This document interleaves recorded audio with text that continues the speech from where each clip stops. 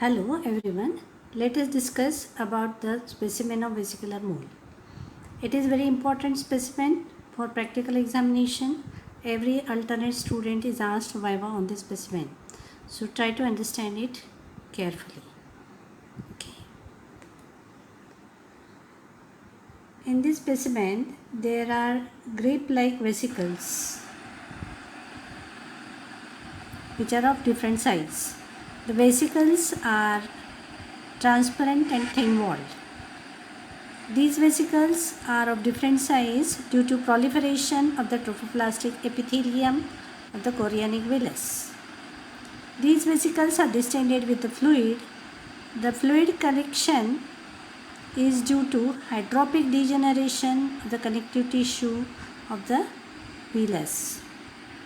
According to Neumoff's criteria for partial mole, large cystic placenta, IUGR fetus and amniotic sac is not seen in the present specimen, hence it is a specimen of complete mole.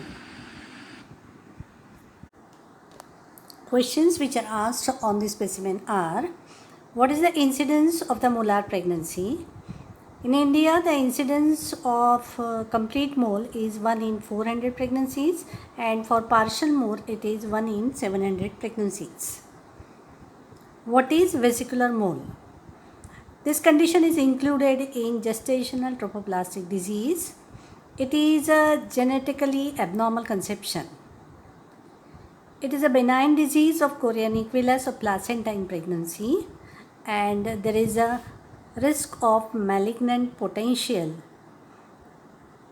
So there is a chance of change of this vesicular mole into GTN or gestational trophoblastic neoplasia in the form of invasive mole or choriocarcinoma. Histologically, there is abnormal proliferation of syncytiotrophoblast and cytotrophoblast. Secondly, there is hydropic degeneration of the chorionic villus of the connective tissue core of placenta villus, and there is absence of capillaries in the connective tissue of the villi. Thus, each villus gets converted into a vesicle which is filled with the fluid. The fluid is rich in the HCG. The HCG is secreted by the trophoblastic epithelial cells. On cross examination, the vesicles, they look like this. When we remove the sample on suction curettage, this sample is sent for histopathological examination to confirm the diagnosis. The vesicles are embedded with the blood clots, and there is a lot of hemorrhage during the evacuation, which one has to care for.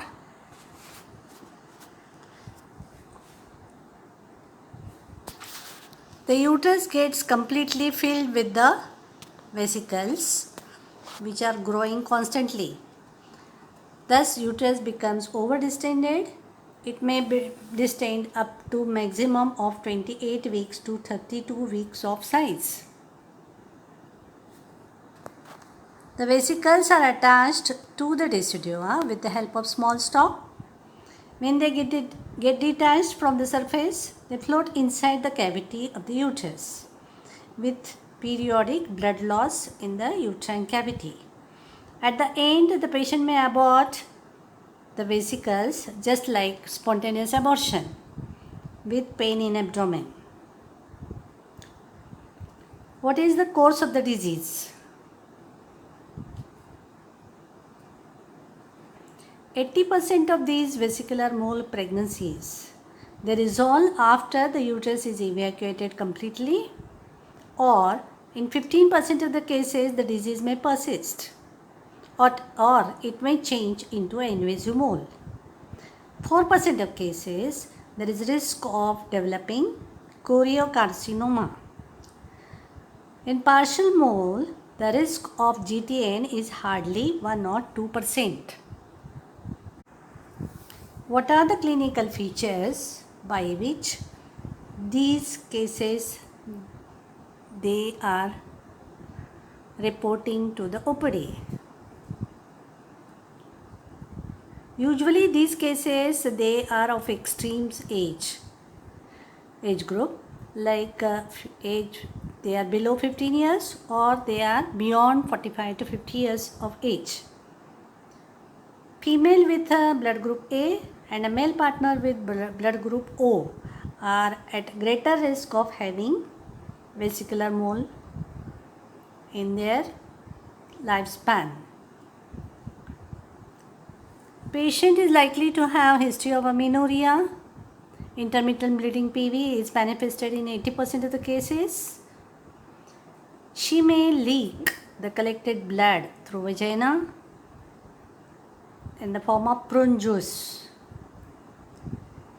Pain in abdomen is a common feature. It may be dull pain due to overdistension of the uterus.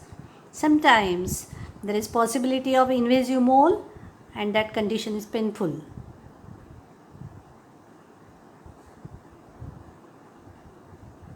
She may also have pain because of the abortion of the vesicles. It is associated with excess of bleeding PV.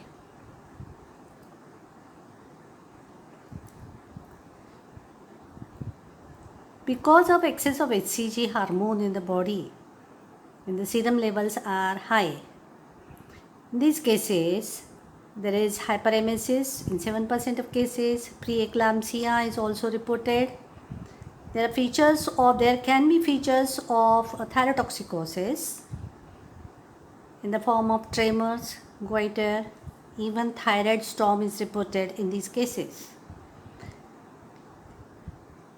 There is risk of torsion of the thick luteal cyst and hemorrhage.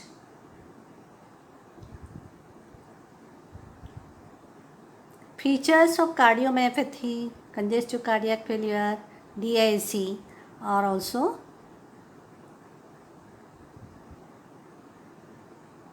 manifesting rarely, but breathlessness and RDS is due to trophoblastic embolization. It is seen 6 hours after evacuation. It is diagnosed by X-ray chest. There are patchy deposits in the lungs. Treatment is ventilatory support, oxygen therapy and diuretics.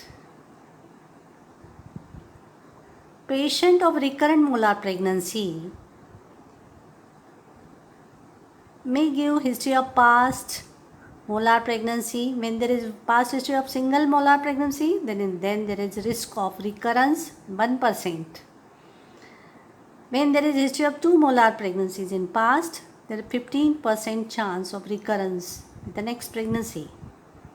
History of induction of ovulation drugs, history of first trimester abortions are the risk factors for vesicular molar pregnancy. Multiple pregnancy with coexistent molar pregnancy changes may be there, and she may be a patient of past history of chemotherapy received for GTN or gestational trophoblastic neoplasia is one of the complications of the vesicular mole. That is a neoplastic change.